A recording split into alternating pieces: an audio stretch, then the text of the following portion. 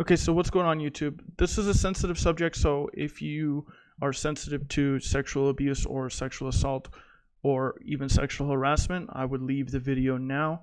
But if you feel like you can stomach it or if you can just sit through it, then I think this is a very important video, and I think it's probably long overdue for some of these poor ladies. So we're going to be talking about sexual assault in the content creation world at conventions, at things like that.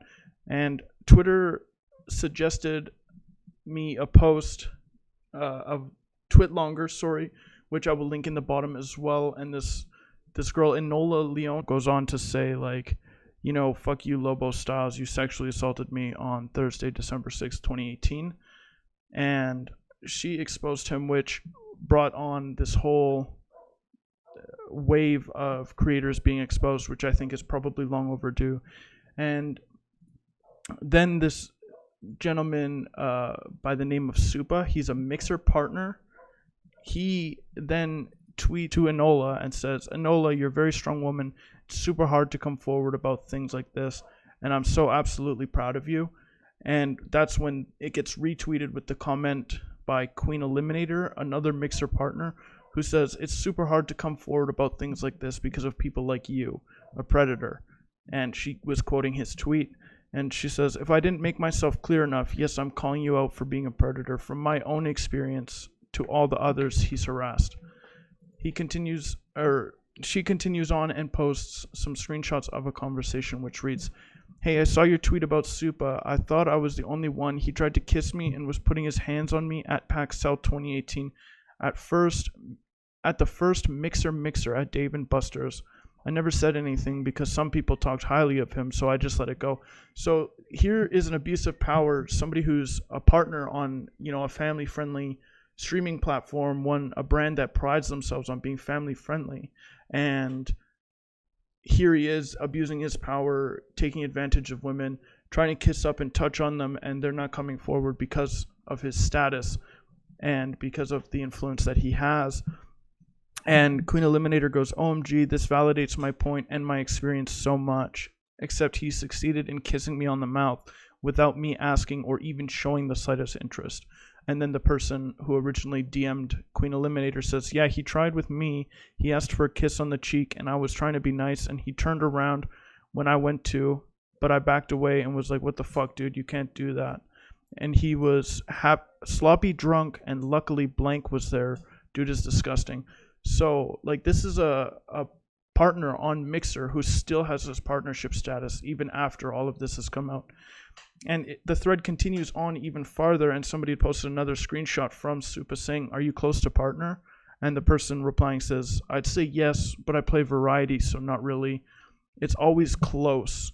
And then Supa replies, I mean, I don't know you well enough to make my next comment, as I don't want you to already hate me, lol. I'm a realist, though. And she goes, lol. And he replies, you're a hot chick with boobs. Use that shit. Easy. And she goes, yikes, I cringed so hard I died. So he already knew what he was going to say was wrong and that he shouldn't have said it, and then he went ahead and said it anyways. This is somebody who does not deserve to have his partnership status or any of the sponsors that he has. And it continues on as well, and other people are tagging his sponsors and stuff like that. So people are attacking his sponsors already.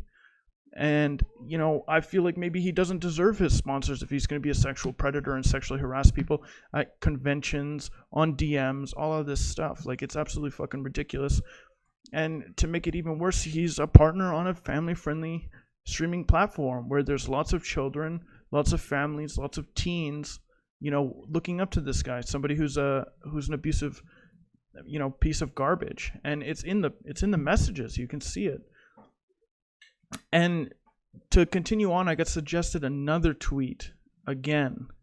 Like, this has been all over Twitter. And this woman, let me find her username here, Zune Girl on Twitter. She posts this huge message that reads, Dear Predator, I thought you were a friend. You looked out for me when I was vulnerable, showed me you cared when I was intoxicated, gave me a space to sleep, ensured me everything will be okay, that all I needed was rest, pleaded me to stay over because I was too drunk to leave alone, because my ride was passed out drunk on the couch, told me just to sleep it off. So I went to sleep in peace, thinking it was safe, with the door open to give me peace of mind since there was 10 other people in the house. It was safe because you are married and have children, that you were my friend just looking out for me. But instead, I woke up to you groping me and taking advantage of me. I was frozen and didn't know what to do. I told you to stop and that we were just friends and reminded you that you were married and had kids. So you stopped yourself from going further with me, but continued to finish yourself off in front of me.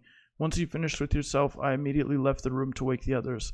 I didn't say anything, but insisted that I had to leave, so I left. I was hoping it was just a mistake, that maybe I gave you the wrong signals, that maybe you think I was interested, although I wasn't, that I should have just went home. So I bumped into your friends the next day, and they ran up to me saying that you told them we hooked up. I was never so angry in my life. I yelled and said, we never hooked up, and that you were a liar, and that moment I knew that you were wrong, not me. I could never forgive you. I told you a couple of our common male friends about the incident, but they all seemed to brush it off. The whole thing as if it was my fault, that I shouldn't have stayed the night. And that's a big one too, is a lot of men will just brush that kind of stuff off, like, oh, you were asking for it, or you were drunk, and stuff like that. And that's absolutely fucking ridiculous. You know, you should be there for your friends. You should support your friends. You should believe your friends when they come forward with something as, you know, pressing and as hard as this is. Instead, we just brush it off, and now people aren't getting the help that they deserve, or the police aren't getting involved because nobody will do anything. And that's fucked up. People should not be being sexually assaulted, especially by people who they think are their friends or family or anything like that. I was so confused, so then I started to pretend the whole thing didn't happen, so I never spoke out publicly. I kept it a secret, but the whole thing was very wrong. I stopped drinking so these kinds of things don't ever happen to me again, and so I can stay sober and be there for other women. I'm still afraid to speak your name because maybe no one will believe me or blame me for what happened, but I can't stay any quieter. Fuck you, Cabbie. And Cabbie was another mixer partner as well as Supa, but I actually went to go check Cabbie's profile to get some pictures for this whole video, and it actually appears that he has lost his partnership status. So he no longer has a partnership status. And when I checked the chat, there was actually staff from Mixer in his chat doing something. I don't know what they were doing, but he's lost his partnership status, and he's deleted all of his information underneath the stream as well. And today's VOD, which I know he was live today because of his stream title, was actually deleted as well.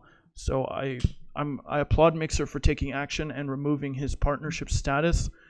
This is absolutely absurd. Somebody who is married, has children, assures this poor woman that she is going to be safe and that she should stay just to take advantage of her is just absolutely fucking sickening. Like, I'm feeling sick to my stomach right now. People like this are absolute fucking garbage. Like, I think the only appropriate way to deal with somebody like this would be to tie them up in the middle of a city and burn them alive. That's the only reasonable way to handle people who are like this. Somebody who uses their power, influence, and trust in the community to just take advantage of people like Supa, Cabbie, and Local Styles. All of these people are absolutely fucking sickening. And, you know, if you support people like this, then you're also sick in the head. Supporting somebody sexually abusing people is absolutely wrong.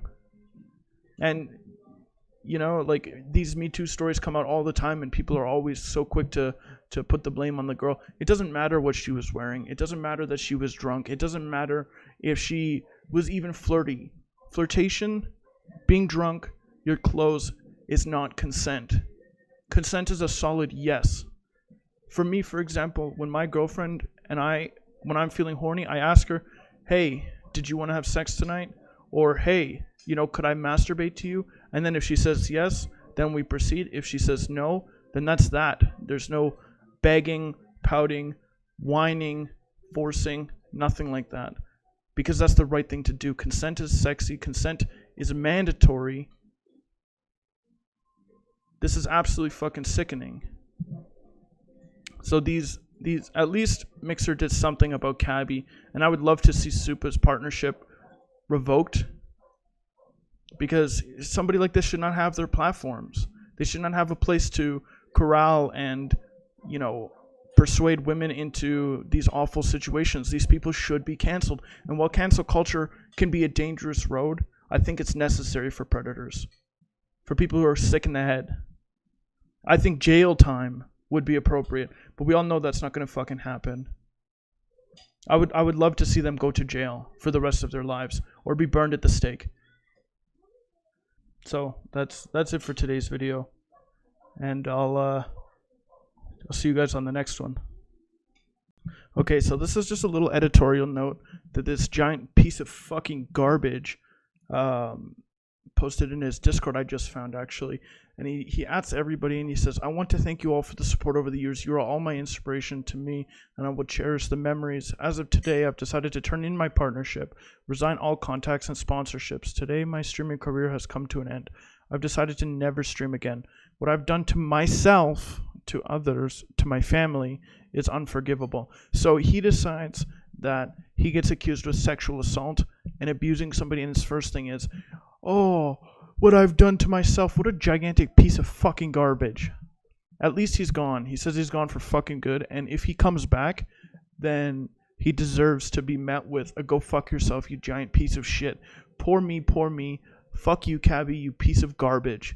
And while I was doing some research on him as well, I found another mixer partner, IHollyWoodlive, who also has a story, which I don't have the facts on, and I don't have the time to do another video on or to add it to this video because I have to get off right now and render this video out.